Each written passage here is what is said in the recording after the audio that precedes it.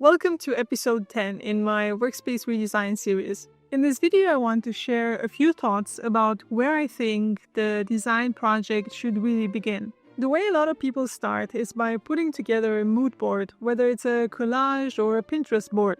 And I get it, changing the space you live in can be very stressful and sometimes depressing. You might have to live with boxes, dust, noise, and strange smells for quite a while. It's hard to picture a better future when you are in the middle of a construction site and you need a North Star of some kind to believe that all this will eventually end and you will finally live like a normal person. And for many people, that North Star is a mood board. But a mood board can also be a fake guide because it is easy to slide into the rabbit holes of style photos and forget about your own voice and what is it that you want to see done with that space. You end up making compromises to accommodate for a certain decor and end up focusing more on style than on substance. Now, don't get me wrong, I'm not saying you should not make a mood board. Mood boards can be very useful tools. But what I am saying is to try not to start with a mood board. Postpone it for a little bit if you can. Enough for you to really hear your own voice, figure out what you want, and then add the mood board to the mix. So where do you really start? Start with purpose, not pictures. Try to rely on the tools you have at your own disposal right now. Find out what is really coming out of you. And here I'd like to do maybe a short recap of the last episodes. So if you look at episode 1, we started with words and defined our goals. What challenges are you trying to overcome? What needs should the space fulfill? What could it fulfill? How do you want to feel when you are in this space? Do you want to feel relaxed, inspired, excited? Secondly, make an analysis of your room. What are some great aspects about it? What are not so great? What are problems you need to take into account moving forward? Thirdly, measure the space. What are the physical limitations of your room? Are there niches or protrusions?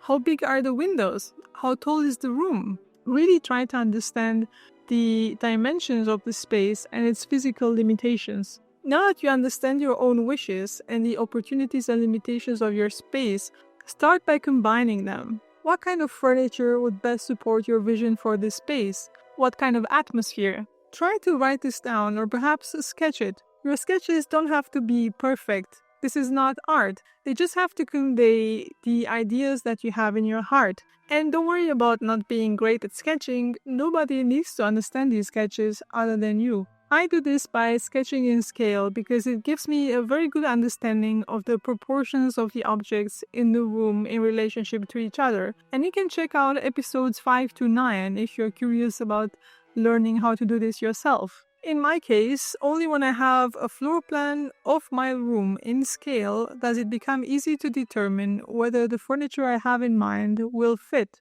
Sometimes rooms can be very big and sometimes very small. You never quite know which furniture will fit best until you sketch a few options. The whole idea is that by the time you do bring out the mood board, the style and furniture you pick will have to match your ideas, not the other way around. You will not twist your ideas into pretzels to match the style and furniture you see in mood boards. Maybe the truest way to create a mood board is to describe in words and sketches the life you imagine here.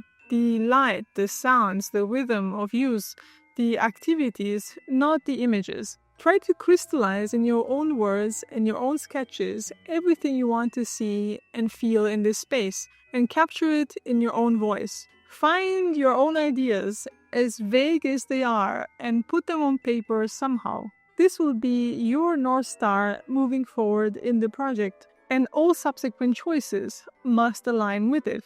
This doesn't mean that there will not be changes. Things like time, budget, technical limitations, material limitations can always bring changes to the project. And also, it is hard to imagine a new idea exactly how it will be implemented early on. But what you will have to ask yourself is whether this new challenge aligns with your inner voice. Is it closer to or further from your personal vision? So for the first step of your room design process, I would like to encourage you to think without a mood board for a little bit and really reflect on why you are making the changes. How do you want to feel, and what kind of elements do you see supporting you in that? In episode 9 of this series, I sketched the first layout of the room, and moving forward, I will continue sketching. I will not bring out the mood board for a while, but parts of it will start to crystallize into sketches. I hope you can follow along and pick up some ideas for yourself. And if you want to check out the entire playlist of my Workspace Redesign series, click here.